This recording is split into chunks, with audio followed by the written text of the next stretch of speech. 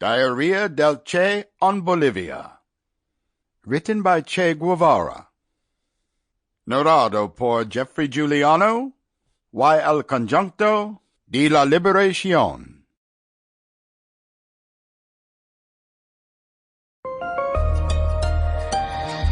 Icon Audio Arts.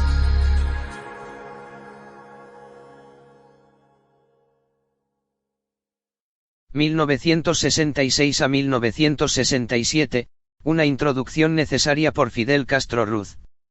Era costumbre del Che en su vida guerrillera anotar cuidadosamente en un diario personal sus observaciones de cada día. En las largas marchas por terrenos abruptos y difíciles, en medio de los bosques húmedos, cuando las filas de los hombres, siempre encorvados por el peso de las mochilas, las municiones y las armas, se detenían un instante a descansar, o la columna recibía la orden de alto para acampar al final de fatigosa jornada, se veía al Che como cariñosamente lo bautizaron desde el principio los cubanos extraer una pequeña libreta y con su letra menuda y casi ilegible de médico, escribir sus notas.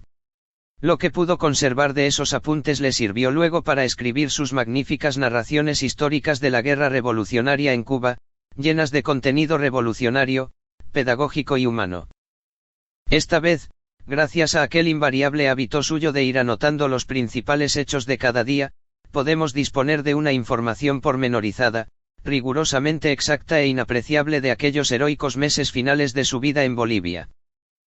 Acciones, no escritas propiamente para la publicación, le servían como instrumento de trabajo para la evaluación constante de los hechos, las situaciones y los hombres, a la vez que daban cauce a las expresiones, de su espíritu profundamente observador, analítico, y muchas veces matizado de fino humorismo.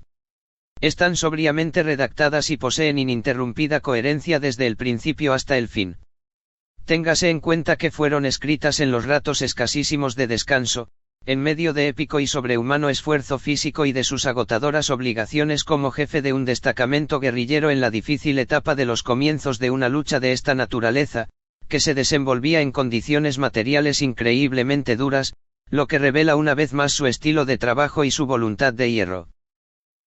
En este diario, al analizar en detalle los incidentes de cada día, se hacen constar faltas, críticas y recriminaciones que son propias e inevitables en el desarrollo de una guerrilla revolucionaria. En el seno de un destacamento guerrillero esas críticas se tienen que producir incesantemente, sobre todo en la etapa en que está constituido solo por un pequeño núcleo, enfrentados a condiciones materiales sumamente adversas y a un enemigo infinitamente superior en número, cuando el menor descuido o la más insignificante falta pueden resultar fatales y el jefe debe ser exhaustivamente exigente, a la vez que utilizar cada hecho o episodio, por insignificante que parezca, para educar a los combatientes y futuros cuadros de los nuevos destacamentos guerrilleros. El proceso de formación de la guerrilla es un incesante llamado a la conciencia y al honor de cada hombre. El Che sabía tocar las fibras más sensibles de los revolucionarios.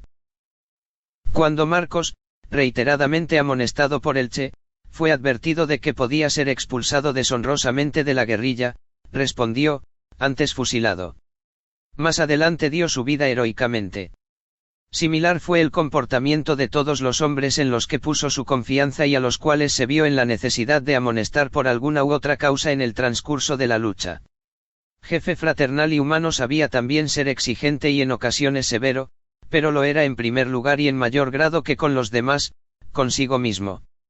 Se basaba la disciplina en la conciencia moral del guerrillero y en la fuerza tremenda de su propio ejemplo.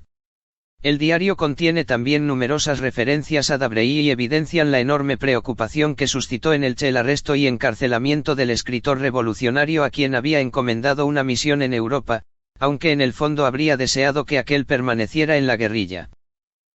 Por eso manifiesta cierta inconformidad, y en ocasiones algunas dudas, sobre su comportamiento. Che no tuvo posibilidad de conocer la odisea vivida por Dabrey en las garras de los cuerpos represivos y la actitud firme y valerosa mantenida por este ante sus captors y torturadores. Destacó, sin embargo, la enorme importancia política del proceso, y, el 3 de octubre, 6 días antes de su muerte, en medio de amargos y tensos sucesos, consigna, se escuchó una entrevista de Dabrey muy valiente frente a un estudiante provocador, siendo esta su última Sample complete. Ready to continue?